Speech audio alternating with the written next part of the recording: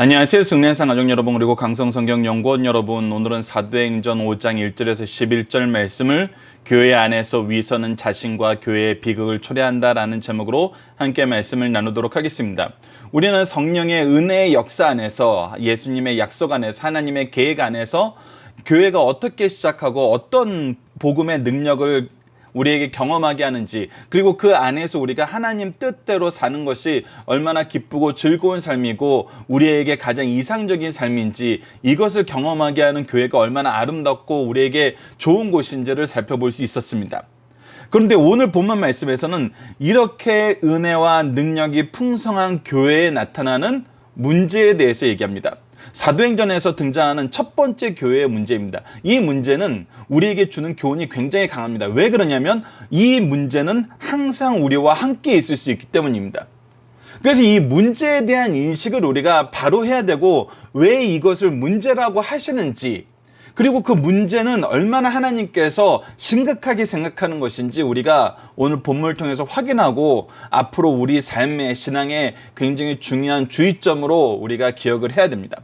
자, 1절을 봅시다. 아나니아라 하는 사람이 그의 아내 삽비라와 더불어 소유를 팔아. 우리 성경 전문 교사들은 이 아나니아와 삽비라의 이야기는 너무나 잘 알고 있을 것입니다. 이미 4장에서 어떤 일이 있었냐면 자기 소유를 팔아서 부족한 곳에 채워주는 역사가 있었어요. 우리가 고린도 전후서를 통해서 확인했던 것처럼 이것은 하나님께서 우리에게 물질을 주신 그 이유를 우리가 바로 알고 하나님 뜻대로 쓰면서 하나님의 은혜의 통로가 되어서 더욱더 우리의 삶을 풍성하게 하고 하나님 나라의 모습을 이 세상에 드러낼 수 있는 교회가 축복의 통로가 되게 하는 굉장히 중요한 제도였고 중요한 경험이었습니다. 중요한 말씀이었고요. 근데 그것을 하나님의 은혜의 역사 안에서 하나님의 뜻에 즐거이 순종함으로 하는 것이 아니라 위선으로 하기 시작했다는 것입니다. 즉 본질과 내용은 전혀 다른 의미에서 이 일을 하면서 결과적으로만 내가 이 일을 하고 싶어 하는 것처럼, 이 일을 하는 사람처럼 보이기 싶어 했다는 것입니다.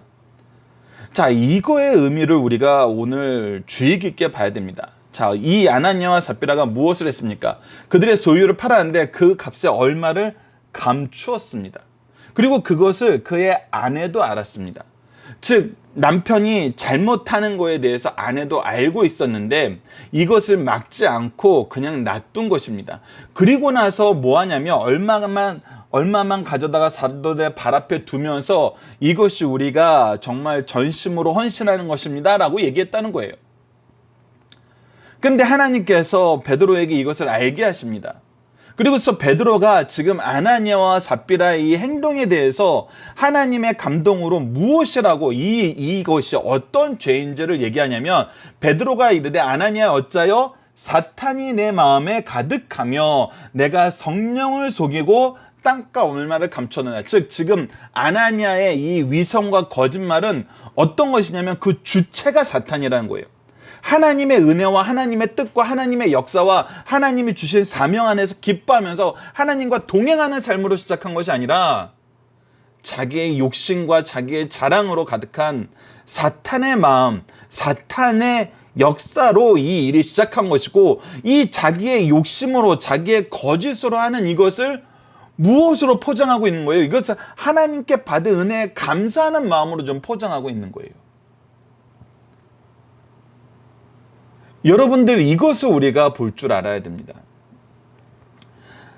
하나님께서 왜 이 앞서 사도행전 2장에서부터 끊임없이, 사실 사도행전 2장에서부터가 아니죠, 교회 역사의 시작의 준비를 알리신 예수님께서는 부활하신 후에 우리가 처음 시간에 누가복음 24장을 통해서 확인했던 것처럼 성경을 깨닫게 하시는 것이 가장 중요한 사역이었어요.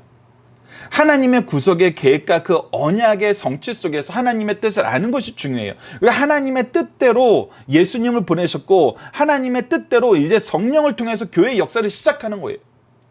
그래서 하나님의 뜻과 동일한 삶을 사는 것, 하나님의 뜻을 바로 아는 것이 너무나 중요해요. 그래서 사도들의 이 교회의 역사 안에는 항상 첫 번째가 뭐가 있었어요? 사도들의 가르침이 있어요. 말씀에 대한 가르침이 있어요. 말씀이 중심되지 않는 삶은 하나님의 뜻과 우리가 일치된 방향으로 가고 있다라고 얘기 못해요. 우리 겉모양은 그런 것 같아도 우리 내면의 핵심과 그것을 하는 동기와 그것을 이루는 방식은 하나님의 방법이 아니라는 거예요. 그건 뭐라는 거예요?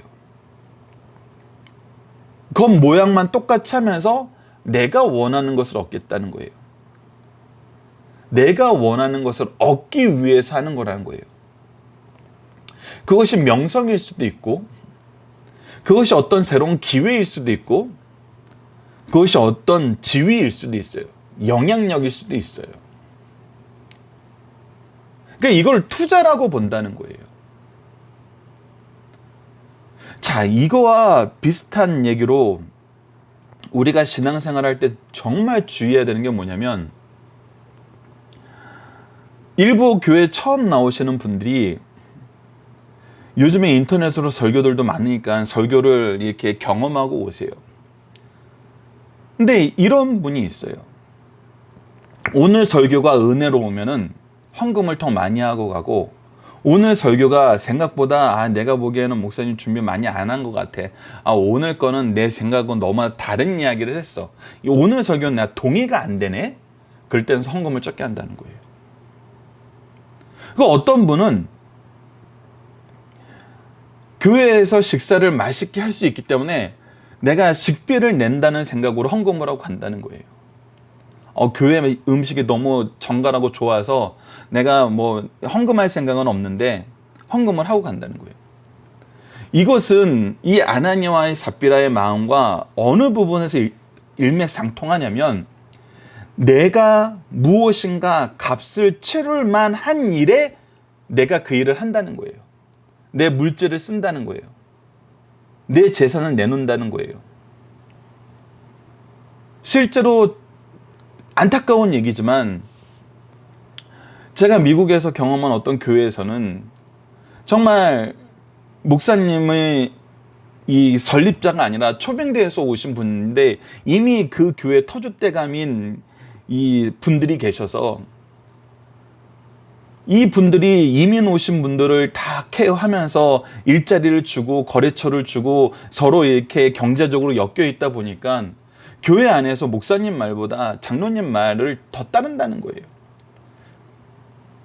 그래서 교회의 치리에 대해서 전혀 따르지 않고 그냥 설교만 하시오. 나머지는 우리가 원하는 대로 하겠소 하면서 정말 충격적이게도 신방을 해서 갔더니 목사님이 있는 앞에서 이제 사람들 모아놓고 술판을 벌이더라는 거예요. 도대체 그분들이 교회를 세우신 이유는 뭘까요? 또 다른 명예와 또 다른 지위? 또 다른 영향력과 또 다른 내 성? 내 산성? 내가 왕이 되는 내 산성? 여러분, 이것은 교회의 모습이 아니라는 겁니다. 이것은 교회에서 우리가 은혜의 감사함으로 하나님께 드리는 예배의 모습이 아니라는 거예요. 이거는 성도의 교제가 아니라는 거예요. 우리가 앞서 계속 강조했던 거지만 성도의 교제는 뭐예요? 하나님이 나에게 주신 은혜로 하나님의 축복의 통로가 되는 거예요. 그래서 서로가 서로의 부족함을 채워주는 거예요. 채워주면서 축복의 통로가 되면서 이 채우심의 역사가 하나님이 기뻐하시는 역사이기 때문에 더 잘 채우는 사람에게 더 주신다는 거예요. 그것이 달란트 비유임을 우리가 이미 확인했잖아요. 그러니까 하나님의 주권 안에서 이것을 해야 되는데 지금 아나니아 삽비라는 뭐였어요? 주권을 누구에게 넘겨버렸어요? 사탄에게 넘겨버렸어요. 그리고 겉으로는 이것이 누구의 역사처럼 꾸미고 있어요? 성령의 역사처럼 꾸미고 있어요. 그러니까 이것을 근데 이 사람은 누구를 바라보고 하고 있어요? 사도들을 바라보고 하고 있고 이 이스라엘 교회 사람들을, 예루살렘 교회 사람들을 보고 하고 있어요.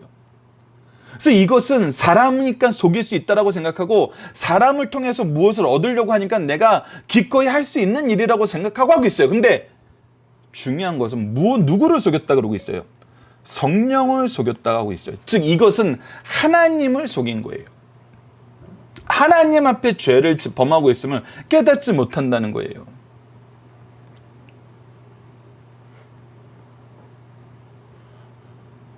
그래서 안타깝게도 우리가 교회에서 가끔 보게 되는 상황이 뭡니까? 너무나 자기 목적을 이루기 위해서 교회에서 일하는 사람들에 대해서 권면이 들어갔을 때 그 사람들이 하나님 앞에서 무릎 꿇지 않았고 하나님께 죄를 진다는 생각을 하지 못하니까 어떤 행동을 해요? 교회가 여기만 있니? 다른 교회에서 내가 이 정도 했으면 더 대접받을 텐데 너희들 너무한 거 아니야? 하고 나가버리잖아요. 이것은 뭐가 없는 거예요. 하나님이 나를 이 교회를 준비시키셔서 나를 위해서 이 교회를 준비하시고 내가 이 교회에서 하나님의 은혜를 누리게 하신 하나님의 계획과 하나님의 인도하심과 하나님의 이끄심에 대해서는 전혀 신경을 안 쓰는 거예요. 중심에 하나님이 없는 거예요. 근데 그런 사람들이 가지고 있는 더 큰 약점은, 그래서 우리가 이런 사람들에게 권면을 하지만 우리가 그런 사람들을 정죄하고 그런 사람들을 재판관으로서 우리가 강하게 이렇게 징계하기 위해서 이 말을 하는 것이 아니라 4절 말씀을 보면 이 사람들이 얼마나 미련하면서도 연약한 사람인지 알 수 있어요. 자, 4절 말씀은 우리가 정말 중요한 말씀입니다. 4절 말씀을 보겠습니다. 땅이 그대로 있을 때에는 내 땅이 아니며 판후에도 내 마음대로 할 수가 없더냐. 이것이 이제 우리가 개역개정에서는 조금 이해하기 힘든데 원어적인 의미에 좀 더 가깝게 해석해 놓은 것이, 이것은 세번역이 조금 더 잘 이해할 수 있도록 우리에게 전달해 주고 있어요. 자, 아래에 세번역을 적어 놨습니다. 여러분들 교재에는 없는데 가끔 교재에 없는 내용을 제가 강의안을 만들 때 이제 설명에 필요해서 이게 여러분들에게 전달해 드리고 있어요. 자, 세번역을 보면 이렇게 기록 되어 있습니다. 새 땅은 팔리기 전에도 그대의 것이 아니었어. 그게 반어법이에요. 너의 것이었잖아. 또 팔린 뒤에도 그대의 마음대로 할 수 있었던 것이 아니었어? 너의 거였잖아. 이 얘기는 뭐냐면 굉장히 중요한 얘기예요. 왜 그러냐면 하나님은 우리가 시편 16편 말씀을 통해서 확인했던 것처럼 우리가 앞서 이 부활에 대해서 얘기할 때 시편 16편에 대해서 잠시 언급을 했었는데, 하나님께서 우리에게 무엇을 줬냐면 하나님께서 나에게 줄로 재어준 기업을 주셨어요. 그리고 그 안에서 나오는 소산으로 나에게 기쁨을 얻게 하고, 나에게 가장 기쁨을 주는 것은 땅에 있는 이 성도라는 이 다윗의 고백을 통해서 하나님이 우리에게 축복을 주시면서 이 축복에 대한 이 역사의 은혜를, 우리가 이것을 우리의 것으로 소유할 수 없지만 하나님은 우리의 것으로 우리에게 주신 축복의 내용으로 우리에게 하나님의 뜻 안에서 살 때 그 주권이 우리에게 있음을 얘기해줘요. 이게 무슨 얘기냐면 하나님의 것이에요. 모든 것은 하나님의 것이에요. 근데 하나님께서 우리에게 이것을 주셨을 때에는 우리가 하나님의 통치의 대행자로서 이것을 향한 주권적인 역사가 온전하게 선다는 거예요. 그러니까 참된 주인이 된다는 거예요. 그러니까 하나님의 권한이 나에게 이임되어서 내가 하나님께 받은 그것으로 하나님의 일을 하는데, 내가 정말 하나님이 세우신 왕으로서 이 일을 하게 된다는 거예요. 굉장히 놀라운 일이에요. 이게 팔복에서 이제 무엇으로 드러나냐면, 화평케 하는 자는 복이 있나니 저희들이 하나님의 아들이라 부르심을 받을 것이니라라는 이 얘기처럼, 청결한 자는 하나님을 보고 화평케 하는 자는 하나님의 아들이라 불린다는 것을 통해서 우리가 예전에 팔복을 봤을 때 뭐라고 얘기했습니다. 내가 이제 하나님의 뜻을 아는 거예요. 내 마음이 하나님의 마음을 볼 수 있도록, 하나님의 뜻을 볼 수 있도록 하나님이 우리에게 지혜의 은혜를 주시는 거예요. 그래서 우리가 하는 일이 하나님의 대행자로서 하나님이 계승자를 보내어서 이것은 내가 간 것처럼 너희들에게 일할 수 있다라고 하나님의 아들로 불리우는 그 역사를 우리에게 주시는 거예요. 그러니까 이것을 더 간단하게 얘기하면 뭐냐면, 하나님이 우리의 주인이다라고 인정했을 때는, 그리고 우리가 하나님의 뜻대로 살아야 된다는 것을 우리가 알고 이 세상을 살면은 우리가 이 세상에 참된 주권을 수행하는 사람이 돼요. 우리가 절대 누구의 노예가 되지 않아요. 이거 굉장히 중요한 겁니다. 그러니까 우리가 땅의 노예가 되지 않고 돈의 노예가 되지 않아요. 하나님이 우리에게 주신, 하나님이 주권을 인정하고 하나님이 우리에게 주신 사명을 바로 알면은 우리가 누구의 노예가 되지 않는다는 거예요. 그런데 지금 아나니아와 삽비라의 경우는 어떻게 됐냐면, 야, 이거 너가 주인이잖아. 너에게 주권을 주신 하나님의 선물이잖아. 근데 어찌하여 이 일을 내 마음에 두었느냐. 이것이 바로 그런데 어찌하여 이 일을 마음에 먹었어. 그들은 사람을 속인 것이 아니라 하나님을 속인 것이요. 이 얘기가 뭐냐면 오히려 너희들이 노예가 되어서 이 얘기를 하고 있다는 거예요. 누구의 노예가 되었어요? 사탄이 내 마음에 가득한다는 걸 통해서 사탄의 노예가 되었고 물질의 노예가 되어버렸어요. 무엇이 없으니까 하나님의 주권을 인정하고 하나님의 뜻 안에서 사는 삶이 없으니까 오히려 자유가 없어요. 사탄의 노예, 물질의 노예가 돼버린 거예요. 사탄의 노예, 물질의 노예가 되었는데도 불구하고 아닌 것처럼 하려니까 그 마음에 위선이 있고 무엇만 나타나는 거예요? 거짓말만 나타나는 거예요. 거짓말만 하게 된다는 거예요. 여러분도 그래서 이 거짓말이 나타날 때 우리 이거 쉽게 생각하시면 안 됩니다. 거짓말은 정말 온갖 악의 작용들이 불꽃처럼 일어나게 만드는 그런 결과로 나타나고 그런 계기로 나타나는 거예요. 그래서 이것은 악으로 달려가게 만드는 어떤 터보 장치와도 같아요. 그래서 이것이 나타날 때 우리는 되게 주의해야 돼요. 우리가 신앙생활하면서 교인들 사이에서 거짓말하는 게 너무 쉬워요. 우리가 인생을 살면서 내 사랑하는 사람들과 자녀들과 내 부모에게 거짓말하는 게 너무 쉬워요. 이것은 우리가 주권을 빼앗겼다는 가장 명확한 증거예요. 그래서 여러분이 4절 말씀의 의미를 잘 이해하셔야 됩니다. 우리가 참된 자유를 얻는 것은 하나님의 주권을 인정하고 하나님의 뜻 안에서 살 때 우리는 참된 자유를 얻고 하나님의 아들로서 살아요. 그가 세우신 왕으로서 선지자로서 제사장으로서 정말 자유로운 삶을 살아요. 근데 우리가 욕심의 노예가 되고 사탄의 노예가 되었을 때는 오히려 자유인인 것처럼 꾸미려고 거짓말만 해요. 근데 이 거짓말은 항상 결과는 하나님에 대한 부인과 하나님보다 크다는 어리석은 것으로 나아가요. 그래서 이것이 교회에 있어서 안 되는 거예요. 하나님의 주권을 인정하지 않으면서도 주권을 인정하는 사람인 것처럼, 하나님의 뜻을 모르면서도 내가 하는 일이 하나님의 일인 것처럼 거짓말하는 사람들. 거짓말하는 사람들. 우리 이미 경험하고 있잖아요. 말씀에도 없는 거 하나님 말씀처럼 얘기하는 사람들. 하나님의 뜻은 전혀 없으면서도 자기의 목적을 이루기 위해서 예배라는 이름을 붙이면서 예배도 아닌 것들을 자기 마음대로 하는 사람들.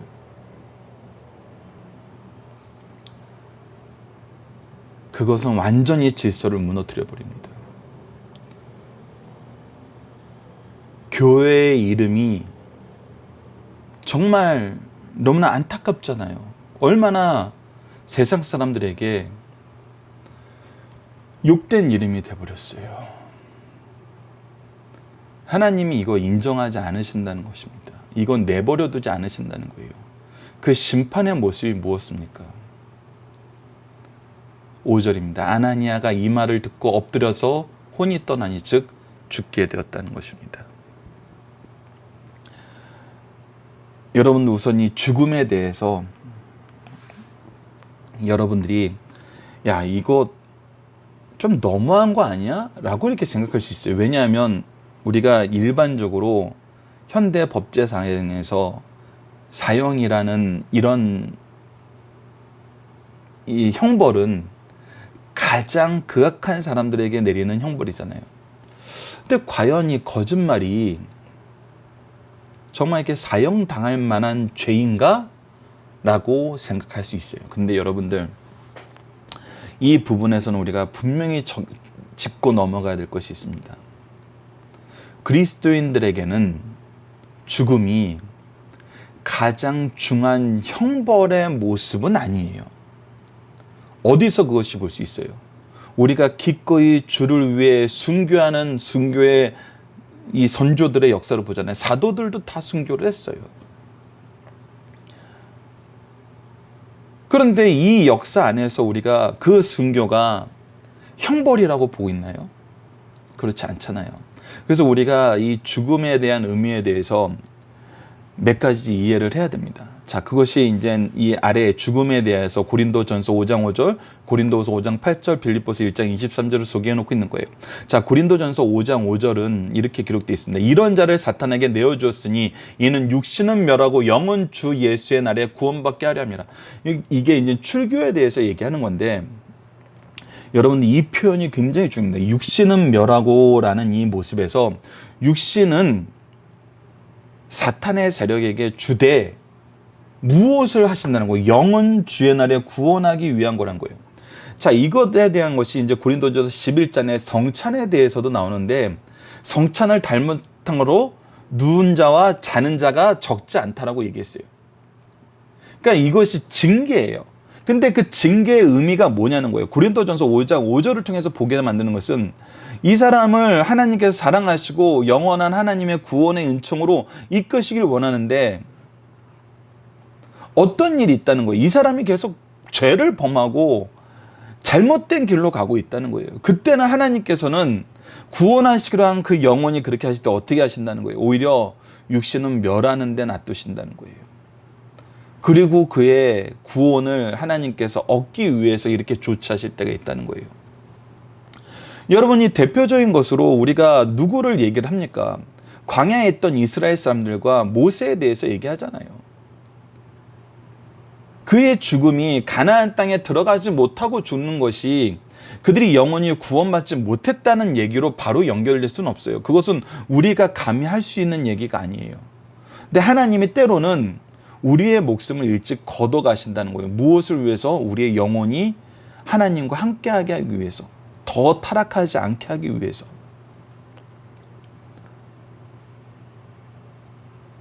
그래서 이것이 지금 세상 사람들이 말하는 사형제도하고는 완전히 개념이 다르다는 거, 여러분들이 성경 안에서 죽음에 대한 이해를 바로 하시면은 이 부분에 대한 더 폭넓은 이해를 가져올 수 있습니다. 그리고 고린도후서 5장 8절에는 이 바울은 이렇게 얘기하고 있어요. 우리가 담대하여 원하는 바는 차라리 몸을 떠나 주와 함께하는 그것이니, 우리는 오히려 하나님의 나라를 사모하고 있어요.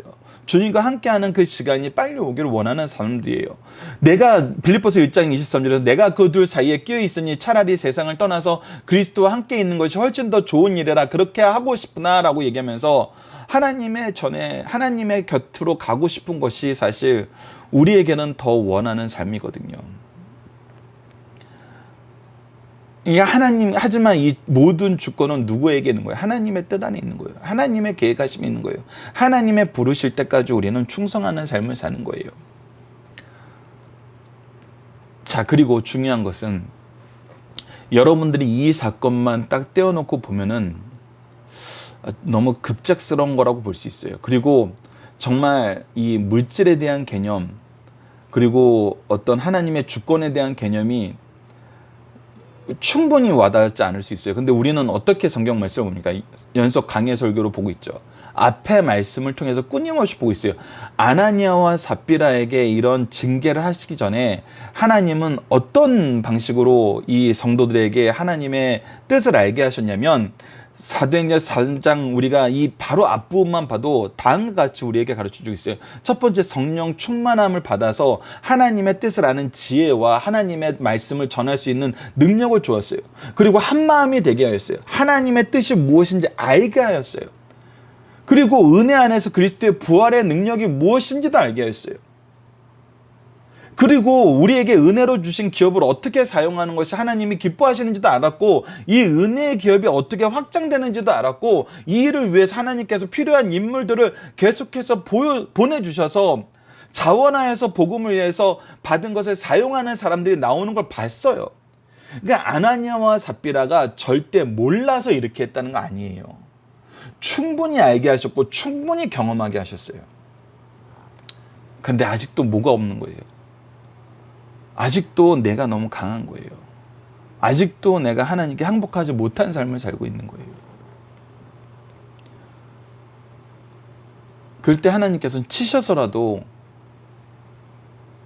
하나님의 뜻을 이루신다는 것입니다. 그러면 이제 현대 사회에 우리가 경험하고 있는 거에 대해서 지금은 왜 안 그러세요? 라고 이렇게 물어보는 사람이 있을 수 있어요. 첫 번째 대답은 때는 하나님이 정하십니다. 하나님이 보시기에 좋을 때까지 하나님은 인내하시면서 그 때를 정하고 계세요. 그래서 하나님의 첫 번째 목적은 뭐예요? 회개하고 돌이키는 거예요. 하나님의 백성으로 남는 거예요. 그래서 때로는 회개할 때까지 기다리시기도 하시고, 때로는 이렇게 일찍 쳐서 더 죄악에 빠지지 않게도 하세요. 그렇기 때문에 우리는 하나님을 신뢰하면 돼요. 하나님을 바라보면 됩니다. 두 번째는, 만약에 이 상황을 계속 내버려 두신다면, 우리가 로마서 1장에서 확인했던 것처럼 그들이 그 상태에 내버려 두신 것은 우리 하나님의 더 큰 징계예요. 우리가 7장에서 스데반의 설교를 이제 다음 달에 확인할 건데, 하나님이 내버려 두시는 것이 가장 큰 징계임을 구약 성경에서도 여러 번 가르쳐 주고 있어요. 그래서 우리는 하나님이 하시는 일을 볼 겁니다. 하나님이 하시는 일은 무엇이냐면, 하나님의 교회가 하나님의 뜻 안에서 하나님의 영광을 나타내는 거예요. 예수 그리스도의 복음의 역사가 계속해서 일어나는 것입니다. 그리고 이 일을 우리에게 보게 하시고 이 일에 우리를 사용하신다는 것입니다. 그리고 교회 안에 이런 죄악된, 잘못된 위선과 거짓이 있는 것을 하나님께서는 싫어하세요. 분명히 가르쳐주고 있습니다. 그런데 안타까운 거예요. 이 위선과 거짓을 위해서 교회 오는 사람이 너무나 많아요. 근데 여러분들, 위선과 거짓을 위해서 교회 오는 사람들을 막으셔서는 안 됩니다. 이 부분도 우리가 굉장히 중요한 거예요. 왜 그러냐면, 교회는 복음으로 우리의 영혼을 치료하는 곳이에요. 우리의 삶을 치료하는 것이고, 우리의 사상을 하나님께로 돌이키는 회개의 역사가 있는 곳이에요. 그래서 우리가 회개를 얘기할 때 뭐라고 했습니까? 지적으로 하나님의 뜻을 알고 죄를 구분하고, 동일한 얘기예요. 감정적으로 하나님을 더 즐거워하고 죄를 미워하고, 의지적으로 하나님께 돌아가고 하나님의 은혜를 간구하는 이 삶이에요. 그래서 교회는 이들을 치료하는 곳이에요. 그래서 환자가 오는 것이 너무나 당연해요. 근데 문제는 뭐예요? 치료하는 노력을 안 한다는 거예요. 치료해야 되는 사람이 치료하지 않는다는 거예요. 이거는 오히려 더 큰 문제입니다. 각자 자기의 목적을 가지고 교회에 오는 사람들보다 치료하지 않는 사람들이 더 문제 있어요. 너무나 당연한 거 아닙니까? 병이 있어서 병원에 왔는데 의사가 치료를 안 해요. 병이 무엇인지 아는데. 그건 누구에게 책임이 있는 것입니까? 이 부분은 우리가 마태복음 16장에 사도 베드로의 고백을 듣고 예수님이 교회에 대해서 얘기할 때 우리의 책임이 있음을 분명히 얘기하고 있어요. 이 부분 나중에 마태복음 볼 때 다시 한번 여러분들에게 소개하도록 하겠습니다. 자, 그래서 계속 봅시다. 6절. 젊은 사람들이 일어나 시즌을 싸매고 나가 장사하니라. 3시간쯤 지나 그의 아내가 그의 일어난 일을 알지 못하고 들어오니 베드로가 이르되 그 땅 판 것이 이것뿐이냐. 뭐라고 얘기하는 거예요? 왜 이것을 다시 물어보는 거예요? 회개할 지혜를 주는 거예요. 내가 말하라 하니 이것이 이것뿐이라 하더라. 그런데 동일하게 같은 죄를 범해요. 베드로가 이르되 어찌하여 너희가 함께 깨어 주의 영을 심어하느냐. 이제 우리가 가정의 모습에서 바뀌어야 되는 모습에 대해서 강하게 얘기해 주고 있습니다. 우리 교회와 가정은 악을 함께 꿰는 곳이 아니에요. 잘못하는 사람이 있으면 하나님의 뜻이 무엇임을 분명히 얘기해 주면서 돌이키게 해주는 사람이에요. 그를 위해서 회개의 기도를 먼저 드리고 제사장으로서 이 거룩함을 위해서 수고하는 사람이 우리 교회에서, 가정에서 같이 사는 동역자들이에요. 근데 그렇지 않게 될 때 하나님의 심판은 동일하다는 겁니다. 보라, 내 남편을 장사하고 오는 사람들이 발이 문 앞에 이르렀으니 또 너를 내어가리라 하니 곧 그가 베드로의 발 앞에 엎드려서 혼이 떠나는지라. 젊은 사람들이 들어와 죽은 것을 보고 메어다가 그의 남편 곁에 장사하니 온 교회와 이 일을 듣는 사람들이 다 크게 두려워하니라. 자, 이 다 크게 두려워하느니라, 이것을 통해서 우리가 이제 이 이후의 말씀을 통해서 확인하게 되는 것이지만 교회의 질서가 세워지게 됩니다. 여러분들 잘 보세요. 우리가 현실적인 눈으로 이 예루살렘 교회의 모습을 보면은 우리가 성경을 통해서 확인할 수 있는 건 뭐냐면, 예수님의 12 사도는 사내들인 공회에서 사람들이 생각했던 것처럼 지혜 없는 자, 즉 무식한 자들이었어요. 경험도 경력도 내세울 게 하나도 없는 사람들이었어요. 그런데 회심하고 돌아온 교회의 성도들은 어떤 사람들이었어요? 배운 사람들이 많았어요.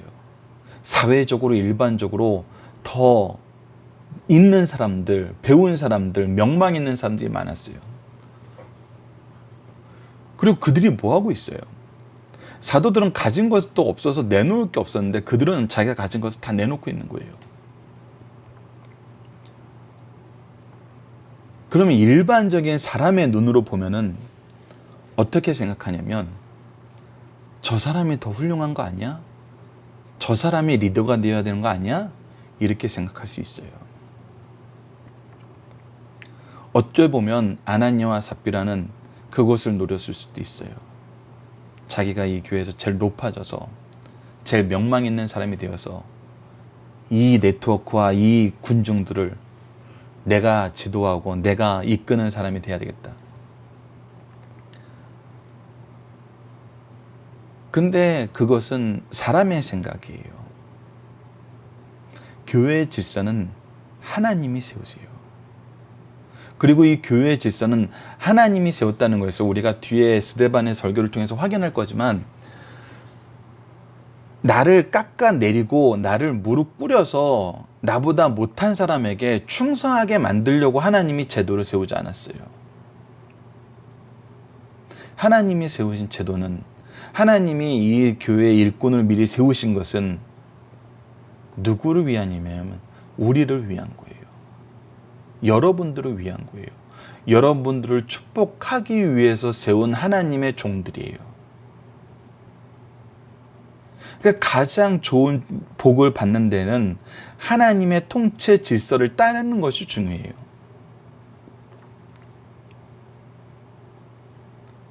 하나님은 이것을 분명하게 보여줍니다.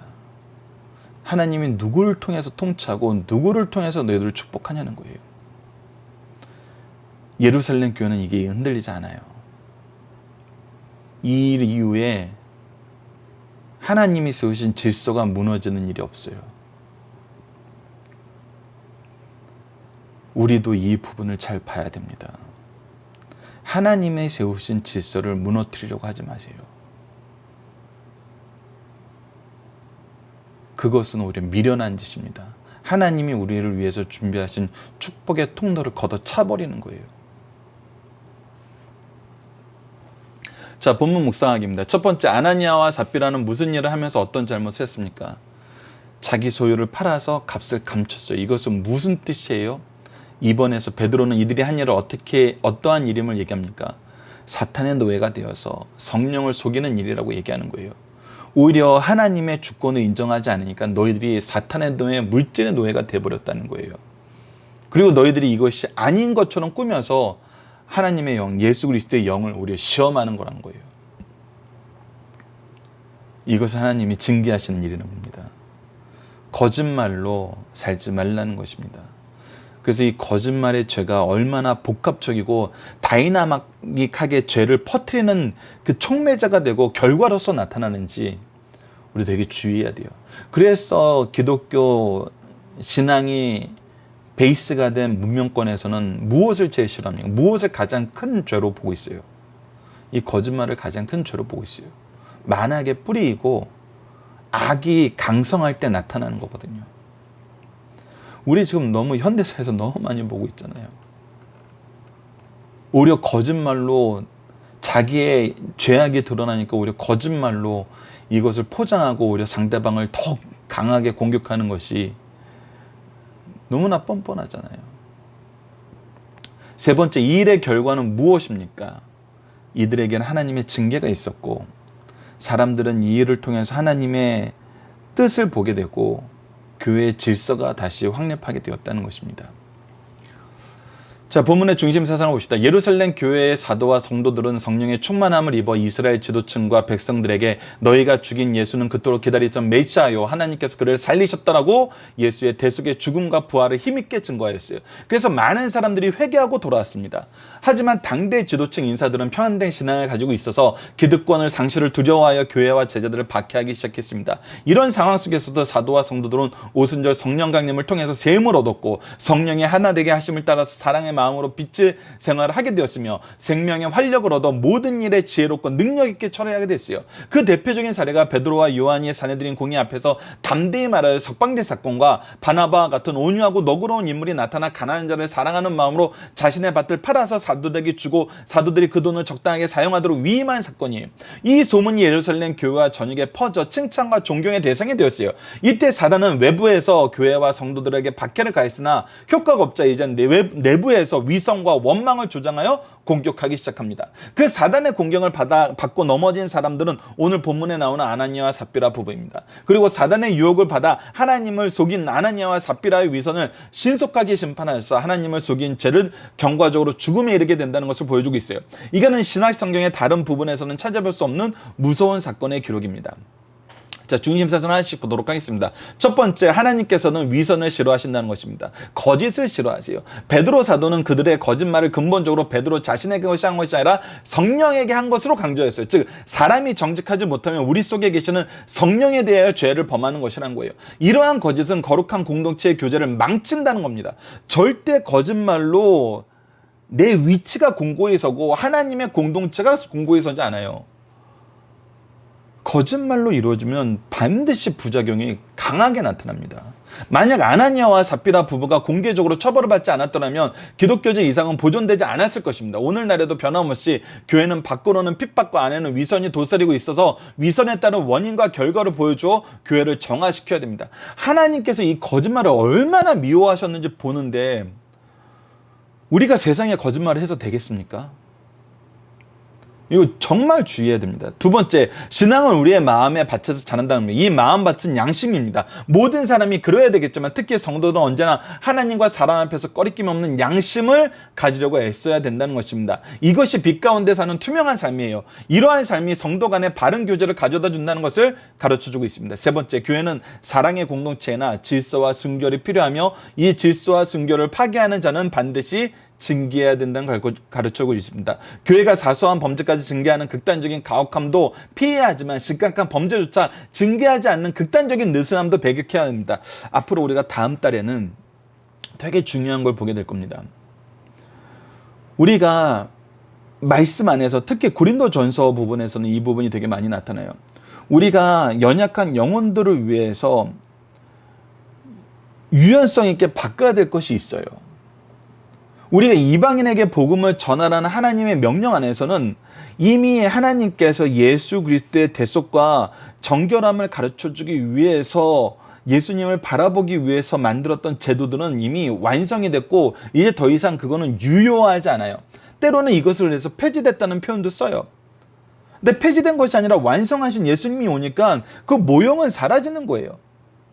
하지만 거기가 모든 것이 사라지는 것이 아니라 하나님이 세우신 근본 질서는 계속해서 연속성을 가지는 것이 있어요. 대표적인 것이 뭐예요?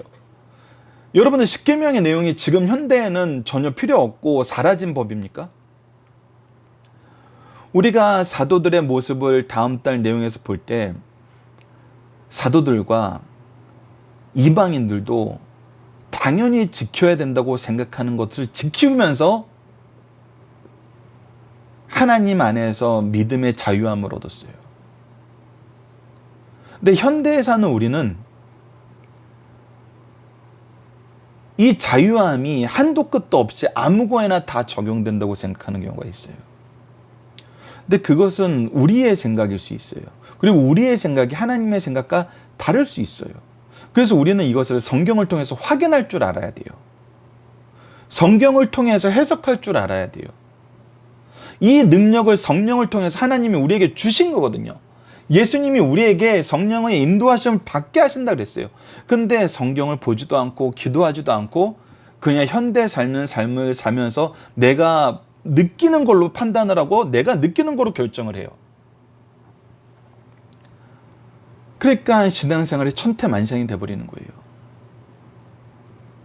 그러니까 말씀 중심으로 사시는 분들이 뭘 얘기합니까? 예배 회복을 얘기하는 거예요. 예배 회복이란 건 뭐예요? 하나님이 기뻐하시는 예배, 성경적인 예배를 드리자는 거거든요. 성경적인 삶을 살자는 거거든요. 하나님이 주신 목표를 갖자는 거거든요. 이것을 우리에게 강하게 가르쳐주고 있습니다. 은밀한 자는 은밀하게 다루고 개인적인 자는 개인적으로, 공적인 자는 공적으로 다루어야 하나 회개치 않는 자는 주님의 가르침을 따라 징계한다고 가르쳐주고 있습니다. 이 부분에 대해서 우리가 본문 다지기를 통해서 좀 더 보도록 하겠어요. 이 권징에 대해서 좀 더 보도록 하겠습니다. 우선 권징이 세 번째 문제이기 때문에 앞부분의 문제를 조금 더 보도록 하겠어요. 부부는 서로에게 어떤 역할을 합니까? 앞서 잠깐 얘기했지만 부부는 서로 돕는 사람이에요. 돕는데도 질서가 있긴 해요. 하지만 서로가 돕는 관계예요. 근데 무엇을 도와야 돼요? 하나님의 뜻을 따르는데 도와야 돼요. 우리가 아담과 하와의 문제를 볼 때도 죄를 짓는데 같이 나아가면은 이거는 가속시키는 거예요. 이거는 정말 없어야 돼요. 근데 아나니아와 삽비라의 경우도 이것을 막아야 되는데 가속시켜 버렸어요. 그래서 부부의 역할은 하나님의 뜻을 따르게 돕는 거예요. 그래서 남편들에게 신앙의 질서를 세우라 그럴 때는 가장 강조하는 모습이 제사장적 신앙이에요. 우리가 욥을 통해서 보듯이 그가 가족들의 죄의 문제를 나의 문제로 알고 항상 이 일을 위해서 기도하고 욥에 나오는 아버지의 모습은 정말 놀라워요. 그리고 여인의 모습은 뭐예요? 바로 잠언 31장에 나타나는 것처럼 정말 이 가정이 하나님이 주신 은혜가 바르게 사용될 수 있도록 얼마나 안에서 하나님의 뜻으로 나아가고 그러면서 가족 모두를 성장시키는 역할을 하잖아요. 욥과 잠언 31장의 말씀을 보면요, 여러분들 너무나 이 부부의 모습이 하나님 앞에서 섰을 때 얼마나 놀라운 시너지를 갖게 하는지 우리가 볼 수 있어요. 근데 그래야 되는데 어떻게 됐다는 거예요? 악으로 달려가는데 합심하게 되었다는 거예요. 그래서는 안 된다는 것입니다. 두 번째, 왜 하나님은 아나니에게 억하게 형벌을 내렸습니까? 바로 하나님께서 이것을 얼마나 싫어하시는지 알게 하는 거예요. 교회의 질서가 무너지는 것을 하나님은 원치 않으신다는 거예요. 자, 그리고 이제 권징의 목적이 무엇인지 봅시다. 이제 박유일 목사님 강의 집에 정리된 것을 그냥 타이틀만 가져왔습니다. 첫 번째, 범죄자를 징계함으로 회개를 촉진하는 거예요. 회개를 위해서 하게 하는 거예요. 징계는 회개를 위한 거예요. 중요한 거 회개예요. 회개는 뭐예요? 하나님 앞에 완전히 항복함이에요. 내가 하나님의 은혜가 아니면 살 수 없다는 하나님 앞에 나의 본질적인 죄의 악으로 인해서 본질적으로 죽을 수밖에 없음을 우리가 깨닫는 거예요. 인정하는 거예요. 하나님을 바라보고 하나님의 은혜만 간구하는 거예요. 그리고 앞서 얘기했다시피 죄가 무엇인지 알고 죄를 미워하고 죄악에서 돌이켜 하나님께로 가는 거예요. 이거는 동시에 뭐예요? 우리가 하나님의 뜻을 알고 하나님의 뜻을 즐거워하고 하나님과 함께하기를 원하는 삶을 사는 거예요. 이것을 위해서 권징이 있다는 거예요. 두 번째는 범죄자를 징계함으로써 타인이 범죄를 방지하는 거예요. 하나님께서 이것을 싫어한다는 걸 분명히 선언하는 거예요. 우리가 때로는 착각하는 게 하나님이 사랑의 하나님, 사랑의 하나님, 사랑의 하나님 하니까 하나님은 공의가 없는 것처럼 얘기해요. 아니에요. 하나님은 공의와 사랑을 완벽하게 조화를 시켜서 우리에게 적용시켜 주시는 분이에요. 그래서 하나님이 싫어하시는 걸 싫어한다고 얘기해야 돼요. 세 번째, 범죄자를 징계하여 교회의 신성과 질서를 유지하는 거예요. 즉 교회의 거룩함을, 교회의 본래 모습을 유지하고 하나님이 세우신 질서 안에서 살게 하려는 거예요. 근데 이것이 지금 막 우후죽순처럼 무너지고 이것을 막 흔드는 사람들이 얼마나 많이 보여요. 무엇이 있어야 돼요? 참된 징계가 권징이 있어야 돼요. 네 번째, 범죄자를 징계하여 성령의 강력한 역사를 도모하려는 거예요. 그래서 누구를 보게 만드냐면 세상 사람들이나 세상의 배경이나 세상의 지식이나 세상의 경력이나 세상의 재정적인 상태나 정치적인 역량 이런 거 보는 거 아니에요. 인플루언스가 얼마나 중요한지 이것을 우리가 보는 것이 아니에요. 오직 성령의 역사만 보게 하는 거예요. 성령의 역사하심이 얼마나 큰지 우리가 깨닫게 된다는 거예요. 자, 본문 적용한다. 왜 풍요로운 환경 속에서도 위선과 거짓의 유혹이 더 많이 나타날까요? 이거는 이제 우리가 처음에 나눴던 은혜에 대해서 얘기하게 됩니다. 우리가 2장 베드로의 설교에서 3장 베드로의 설교에서 확인했던 것처럼 2장에서는 은혜는 흐르는 거였어요. 성령의 말하게 하심의 역사는 사도들과 제자들에게 나타나는 은혜로 끝나지 않았어요. 듣는 사람들에게까지 확장됐어요. 하나님의 큰 일을 보게 만들었어요. 그래서 은혜는 확장되는 거. 이것을 저는 여러분들이 더 현대사회적인 의미에서 더 잘 이야기해서 흐르게 하는 거. 그래서 이 은혜는 내 게 아니에요. 하나님이 주시는 은혜는 흐르게 가는 거예요. 나를 통해서 흘러가게 하시는 거예요. 그래서 3장 설교에서는 하나님이 예수 그리스도에 받은 은혜를 무엇으로 여기지 말라냐면 나의 경건과 권능으로 보지 말라 그랬어요. 내 거 아니라는 거예요. 주신 분도 하나님이시오. 쓰시는 분도 하나님이시오. 주신 거, 쓰는 거, 그 결과도 하나님의 뜻에 의해서 이루어진다는 거예요. 그런데 우리가 이스라엘이 가나안 땅에서 이 은혜의 역사 안에서 풍성함을 누렸을 때 그들에게 언제 위선과 거짓의 유혹이 나타나냐면 이거 네 거야. 이거 네 마음대로 해도 돼. 이거 더 많이 갖게 할 수 있어. 하나님이 너희들에게 이만큼밖에 안 줬지만 우리는 더 줄 수 있어. 이거는 하나님이 주지도 않는 거야. 그것이 뭐였어요? 음행과 온갖 타락의 더러운 거짓들이었어요. 욕심을 불어넣어주는 거예요. 그런데 우리가 오늘 봤지만 그것은 우리를 풍요롭게 하거나 우리를 자유롭게 하거나 우리를 평화롭게 만들지 않아요. 오히려 그것은 사탄의 노예, 물질의 노예, 우리를 노예화 만들어요. 이거는 성경 전체가 우리에게 가르쳐 준 것입니다. 그리고 이 안에서 자유롭게 하시기 위해서 바로 예수 그리스도께서 오신 거예요. 이것을 우리가 알아야 된다는 겁니다. 이번 주 공동 기도 제목, 우리의 가정과 교회가 거룩함을 유지하게 하여 주소서. 이 일을 위해 바른 질서를 세우게 하시고 사랑의 징계와 고난도 감사하게 하여 주소서입니다. 오늘 본문 말씀을 통해서는 우리가 주신 은혜 속에서 풍요로움을 누릴 때 감사하며 겸손하게 하여 주소서. 주신 은혜를 우리의 권능이나 경건으로 자랑하지 않게 하시고 자랑을 위하여 위선과 거짓으로 포장하지 않게 하여 주소서. 풍요를 소유하고 더하기 위해서 거짓과 위선의 노예가 되게 하지 않게 하시고 하나님의 뜻 안에서 감사와 섬김으로 참된 자유와 부유함을 누리게 하여 주소서 기도하는 우리 승리의 산 가족 여러분들, 강성성경연구원 여러분들에게 기도합니다. 감사합니다.